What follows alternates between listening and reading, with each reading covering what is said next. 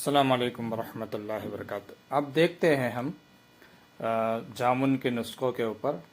सबसे पहला नुस्खा जो है बराए डायबिटीज़, यानी डायबिटीज़ वालों के लिए, शुगर पेशेंट्स के लिए ये नुस्खा है। ख़ास करके आपको लेना है मगज़ जामुन। ये जो जामुन आप देख रहे हैं, इसके ऊपर का मगज़ निकाल कर आपको, गोदा निकाल कर आपको है ना सुखा लेना है। किसी भी तरीके से सुखा ले, साए में सुखा ले या धूप में सुखा ले। तो इसका जो है ना जामुन का मगज़ लेना है, या पंसार से भी मिल जाता है तो वहाँ से ख़रीद ले।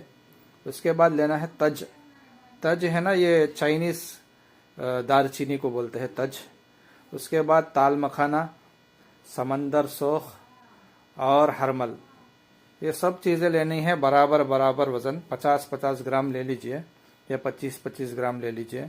तो तमाम चीज़ों को अच्छी तरीके से साफ़ कर बारीक पाउडर कर लेना है, सफ़ूब बना लेना है। इसकी जो मिकदार खुराक है 2 ग्राम से लेके 6 ग्राम तक, यानी चौथाई चम्मच से लेके आधा चम्मच तक आप इस्तेमाल कर सकते हैं। रोज़ाना 3 मरतबा पानी के साथ इस्तेमाल करना है।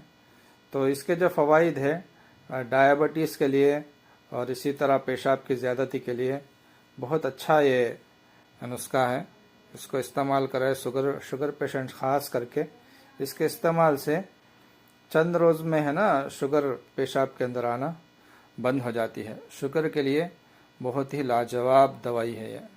अस्सलामु अलैकुम वरहमतुल्लाहि वबरकातुहू।